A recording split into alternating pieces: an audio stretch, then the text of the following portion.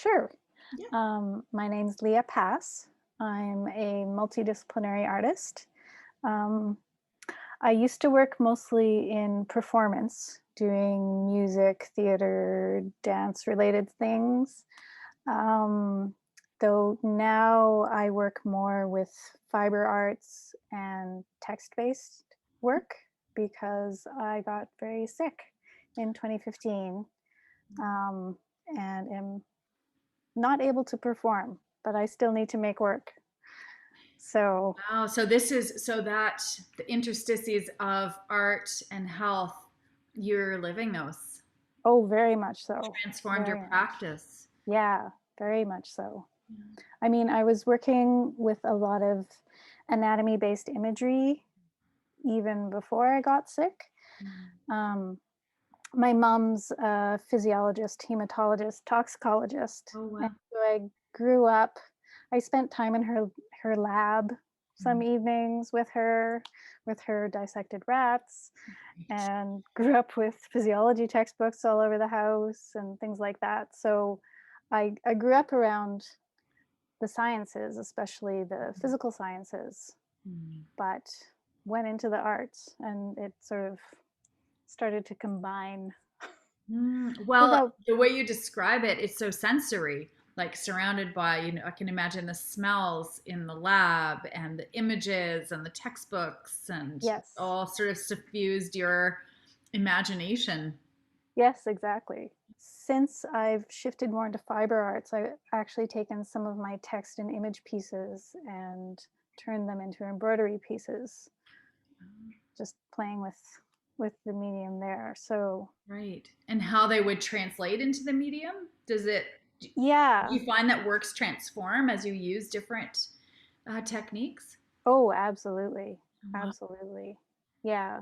So um, this past year, I finished a large embroidery piece that had been based on an image of a cell, and then I had put poetic texts as labels Hmm. for it instead of the right labels. When I first started doing embroidery, I was quite sick. I was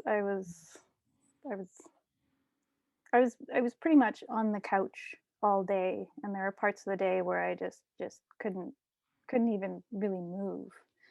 Um, so I was like, okay, why not try embroidery? This is what women were told to take to their bed and work on their embroidery. There is a gender component, although Yeah, there's a really interesting history. I don't know if you've ever looked into the history of embroidery I after the have. war, and that a lot of men after the First World War in England, it was Yes, like a rehabilitation for men with shell shock. exactly. Yeah. Yeah, yeah, I've read a little bit about that.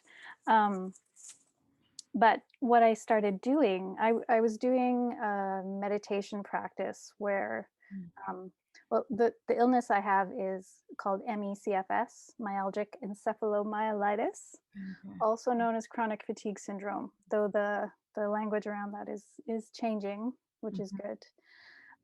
But it's a neuroimmune disease, so a lot of neurological symptoms. Mhm. So when I first got sick, I was having like tingling in all these weird places, and my heart would do weird things, and dizziness, and like lots of sensations in the body. So for my meditation practice, what I was doing is I was going into those symptoms and saying, okay, what am I feeling? What is the temperature, what is the texture, what is their color associated with it. And so I started to embroider those symptoms. Mhm.